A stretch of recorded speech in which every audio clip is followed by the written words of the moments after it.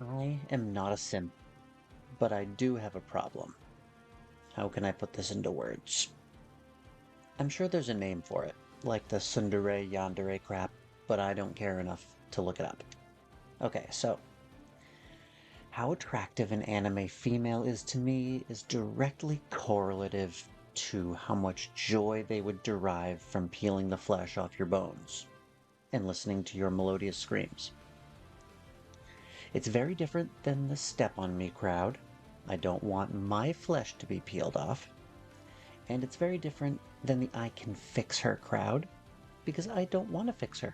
She's perfect just the way she is. The point is, Rememento White Shadow is filled with women like this. And I am in heaven. Or hell rather, but it's a beautiful hell. And some games dip their toes into this, usually relegating the truly sadistic characters to unplayable villains. Frolova in Wuwa, Darcher in Girls Frontline 2, etc. But not Rememento. The very first limited banner character is one such character. Meet Isania. She's like if Camellia from Wuthering Waves was raised by sexy metalheads who also happened to be cannibals. And the fact that they gave her a whip as her weapon is just the icing on the sadism cake. I swear, the only thing this girl is missing is horns. You give a girl horns and I am literally helpless. I'm a weak, weak man. Before I go any further, if this is your first time here, welcome to the channel. I'm Shrike. I cover gacha games. The extent to which I cover them will largely depend on whether I think it's worth my time or not. So if you like gacha games, hit the subscribe button so you don't miss out on any of my videos. Okay, so Rememento White Shadow is the illegitimate love child of Wuthering Waves and Honkai Star Rail. Currently only available in the Korean language, but can be picked up easily enough by anyone anywhere through the PC client or on their website or through TapTap. And it isn't difficult to figure out if you can't read Korean. The world is mostly open. Some things like buildings are segregated until certain story beats, and some locations on the map aren't accessible right away. But it's mostly open world. And there's a lot of invisible walls, which is really frustrating. Like, you can't just jump off a cliff to your doom. So it really doesn't feel as free as it could be, despite the mostly open world. But this is where it diverges from Wuwa towards HSR, Honkai Star Rail, because the combat is all turn-based. If I had to pick my least favorite thing about Wuthering Waves, it would be that all your gear and resources have to be manually farmed. Well, not in Rememento. Crank that sucker to 20 runs, hit go, and as long as you have enough stamina, go make a sandwich, go take a poop, go do laundry or some dishes, and you come back and your runs will be done. Sure, instant runs would be more efficient, but we can't have everything, can we? Plus, this allows me to get some things done in the house, so my wife doesn't make me go back to work. I really don't want to go back to work. I do not get along with people. So let's get into specifics here. The graphics aren't as good as some of the bigger games these days, but I really do like the vibrant, thick-lined art style with the very dark undertones. Plus, Blackstorm, awesome name by the way, isn't Hoyo, Kuro, or any of the other gacha veterans. From my understanding, the team does have some Come to Us veterans, but for all intents and purposes, this is a new company, and this is their first game. So with that in mind, I think it's pretty dang good. The character models are still good. They have some great movement in the menu screens, which is becoming more popular lately, and I appreciate that. Seeing your characters transition to different positions depending on what menu you're in is very cool. And on the map, they look crisp, fluid. Cutscenes look fantastic. The characters look incredible. They have such great range of emotions, like, I'm enjoying your fear of me, or I'm very afraid of how you're enjoying my fear, or please don't peel my flesh off, or may I please peel your flesh off. You get it. I can recognize that they made the psycho characters have slightly oversized mouths to make the player feel uncomfortable. It's an often used psychological trick, but even knowing it doesn't stop it from working. It's brilliant, and they pulled it off very well. I know many of you are filthy re-rollers, so I'm talking to you now. You'll get a lot of pulls and premium currency at the beginning of the game. And if you click through all the click-throughable dialogue, cutscenes, each reroll should take about 10 to 15 minutes, and should be as easy as deleting your account and starting again. No throwaway emails or linking guest accounts like some other games. Do I think it's worth it in this game? I do, but the rates are pretty bad, so expect to be re-rolling a number of times if you want a specific character. All right, each character has a basic attack, 3 attacks that take mana, and a passive.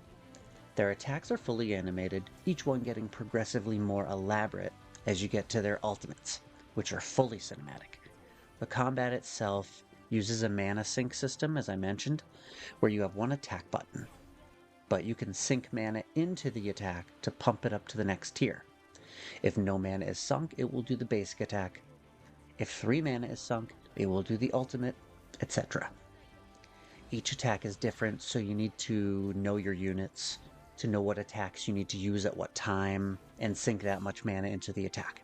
And they'll all share mana, so you may have to sandbag one character so that another one has enough to do their ultimate or something. Also, ultimates have a cooldown. This adds a level of tactics to the game, which is nice, but if I'm being honest, it isn't all that necessary. I play on full auto and it works just fine. Sure, maybe some of the rounds are less optimized than if I had done it manually, but isn't that how it always is? And the game also has PvP, which can be difficult on auto if you're wanting to climb the ranks to any degree of height. The characters all fall into one of 5 elements: fire, water, grass, or light and dark. Super simple, and I very much appreciate it. They could have gone the Starseed Asnia trigger route and given each element a super weird name we would never remember, like Computator. I still can't remember if that's the green or the blue element. And they can be one of 5 classes: DPS, support, healer, debuffer, or tank. The light cone system was literally transposed straight from Honkai Star Rail. Exactly. Though here it's called Remembrance. And it really doesn't need to be unique. Why fix what isn't broken, right? The gear system uses a 2-set and a 4-set system for a total of 6 gear pieces per unit. And they're all farmed from unique spots on the map that I'm sure you've seen in a number of games before. It's familiar, but comfortable familiar. Not, oh, not this again familiar. And the fact that the gear and resources can be farmed on auto makes it much less of an inconvenience. Also, there's a set that gives the wearer plus 22% speed, so you know that's going to be best in slot for most characters in the game. Speed is always king. Therein lies the problem, though. The speed set is the only 4 set in the game, so everyone will be running a speed set and a 2-set, and that isn't a whole lot of variety. There are a lot of debuffs in the game, so I feel like having another 4-set that increases effect hit, essentially debuff accuracy, or changing the attack plus set to be a 4-set rather than a 2, and increasing the buff from 15% to 30%. Those would do a lot to balance the system. As it stands now, there isn't a lot of variety. There is a dupe system in Rememento, and it requires more than most to fully max out a character. About 12 to be precise, which you will not get quickly. The rates on the gacha are not nearly that good, but we'll cover that later. When you have a dupe of a character, you can actually choose which node to activate, like the traces system in HSR, but instead of using many resources, each one just uses 1 copy of the character. There are 4 main nodes. Each you can activate a few times to max them out, and then smaller nodes around it that do behave identically to traces, using a much more easily accessible resource. So character level, remembrance or light cone level, gear set and level, and then dupes and traces are all the ways you can upgrade your characters. The choice in the dupe system gives a bit of freedom to how you want to build your character too. As far as I know, there's no reverse, so better think before you sink. For instance, there's this guy, Rampart, who's a tank, but I'm using him as an AoE freeze unit. So I had to find the node that increased his chance to freeze, rather than all his tanky abilities. Might have been suboptimal, but it's how I needed him built, so I'm going to need you to get all the way off my back about it. There are enemies in the open world, like in HSR, and you can kite them around to link them so that when the battle engages, they're all in the same match, just on different rounds. Helps save time and prevents ambushes if you aren't paying attention when one battle ends and you return to the map. The bigger boss-type battles are set up just like Wuwa, where they're waiting in their designated spots until you walk up and interact with them. Or like HSR with Calyxes, and the character menus do a great job of directing you to the Calyx or boss that you need depending on what you're trying to do. Don't have enough of X resource, just click the link and it sends you right to the place from which you can farm it. This is a huge quality of life when you can't read any of the text in-game because it's in another language. This quality of life also extends to quests. You can track the quest with one button and teleport to the quest destination, questination if you will, with the other button. There's also a golden trail that leads you right to the quest target, so it's pretty easy to complete quests without ever reading anything. Once in a while you'll get a quest like search the pots for the one with X item in it. And you wouldn't know to do that without a translation, but for the most part it's pretty illiterate proof. You aren't time or region gated for the Calyx battles, but the higher tier battles in each are locked behind the level of your Kaleido, which can be found at your base and acts as your world level, raising the level of all the enemies in the world, as well as the levels at which you can farm those Calyxes. You don't want to upgrade this too early, or you'll find yourself unable to beat some bosses or even regular enemies, and unable to level your units because you can't beat the enemies to get the resources. So you'll want to level all your units as far as you can get, and basically only break through with the Kaleido when the storyline forces you to. Let's talk exploration now. Running animation looks fine. It could be faster, but there's no stamina, which I like. We get a mount pretty early, which in addition to making exploration much easier, is also just very cool. There are different mounts you can acquire through the game, and ways to customize them, and also both you and the mount can jump. That's something that HSR players have been asking for since day one, though jumping in Rememento White Shadow serves no real purpose so far. There's no platforming, and any cliffs low enough to jump onto, you could just walk 15 feet down and go up without jumping. The few areas you could access only by jumping, they unfortunately block off with invisible walls. Jumping with your mount can make navigating town a bit faster, but you'll occasionally find invisible walls there too.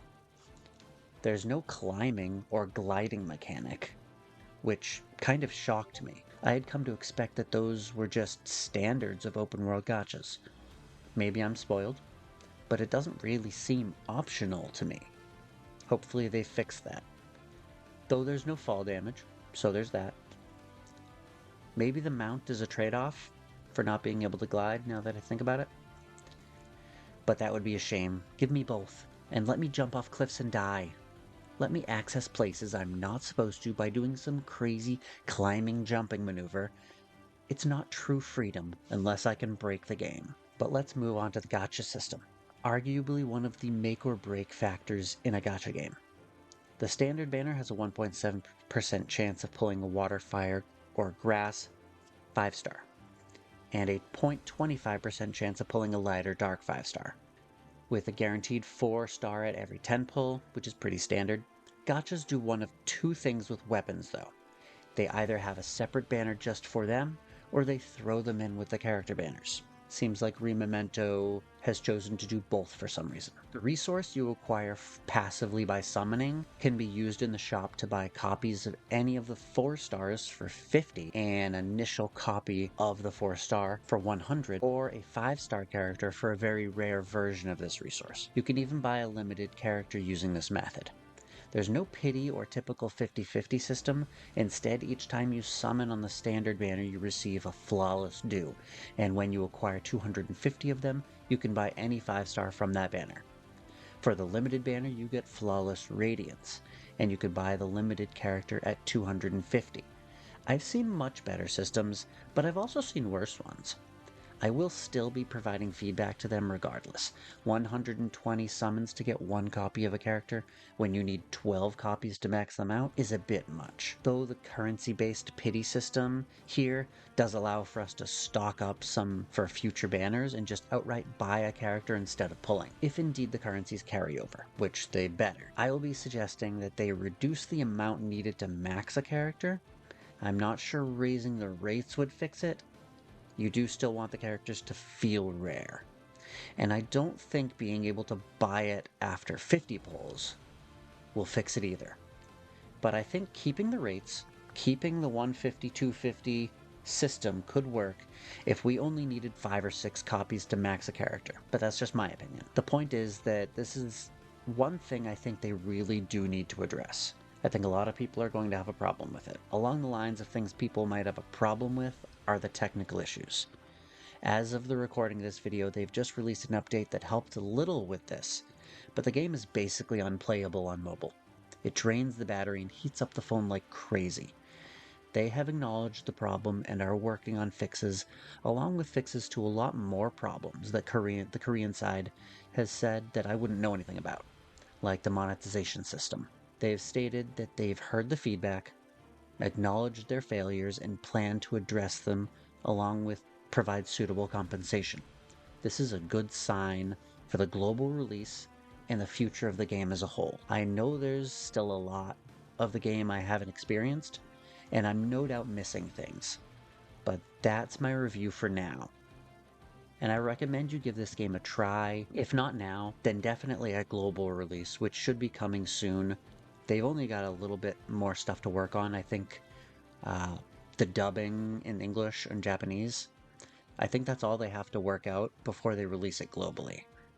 So it should be coming soon. Hopefully early 2025, but that's just a guess. Alright, I'm gonna fly now. See you in the next one.